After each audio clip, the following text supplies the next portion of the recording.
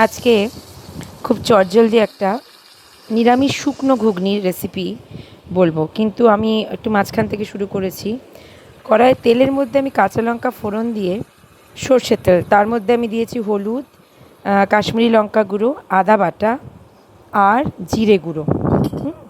এটা আমি তেলের মধ্যে দিয়েছি। এবার একটু জলে মিশিয়ে ওটা দিয়েছিলাম। এবার সেটাকে কষাচ্ছি। আর এরপর দিলাম নুনটা একটু বুঝে দেবো, কারণ ঘুগনি কিছু দিয়েও খাওয়া হয় বা শুধুই খাওয়া হয়, তো তার জন্য নুনটা একটু বুঝে দিলাম। ফোড়নে কিন্তু আমি কিছু দিইনি।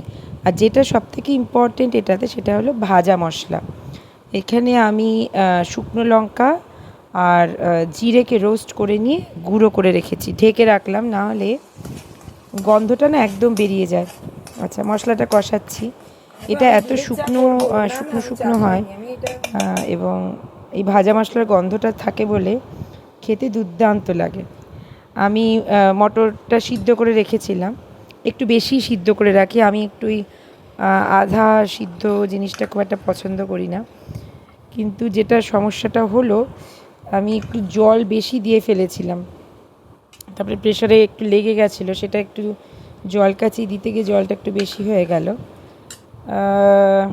জানি না যেটা জন্য এই ভিডিওটা করা, সেটা তো হবে কি না, সেই শুকনো শুকনো ব্যাপারটা আসবে কি না।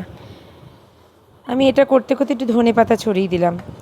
আমি না শেষের দিকে ধনেপাতা দিই না, কারণ শুরুতেই আমি ধনেপাতা দিই। তার কারণ হলো ধনেপাতার গন্ধটা যেন একটু কাঁচা না থাকে, এবং পুরোটা যেন ঘুগনির সাথে মিশে যায়।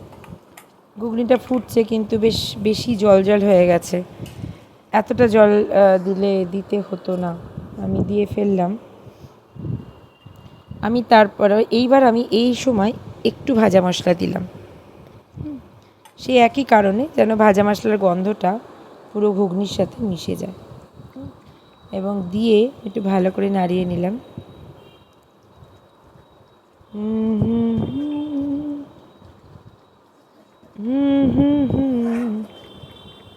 রঙটা খুব ভালো এসছে, এবং আমি প্রথমে ভাবলাম যে ভাজা মশলা দিলাম, যদি রঙটা নষ্ট হয়ে যায়। তো দেখলাম না, ভাজা মশলা দেওয়াতে একটু কালচে ভাবটা তো এলোই না, বরঞ্চ উজ্জ্বল হলুদ হয়ে গেল।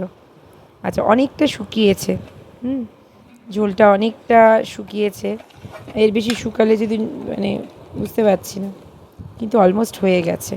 এই সময় আমি আর একটু ভাজা মশলা দিলাম, পুরোটা না, আর একটু দিলাম, দিয়ে ভালো করে এটাকে নাড়িয়ে নিলাম।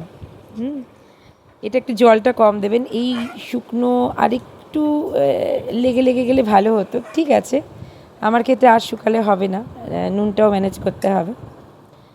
তো ব্যাস, এই যে দাঁড়ালো আমার শুকনো ঘুগনি, একটা অসাধারণ খেতে। এবং এইটা মোটামুটি এক বাটি শুধু খেয়ে ফেলা যায়। ইভেন এটা যদি ভাতের সাথেও খাওয়া যায়, শুকনো ভাতের সাথে, সেটাও অনবদ্য খেতে লাগে। এটা একবার করে দেখা যেতেই পারে।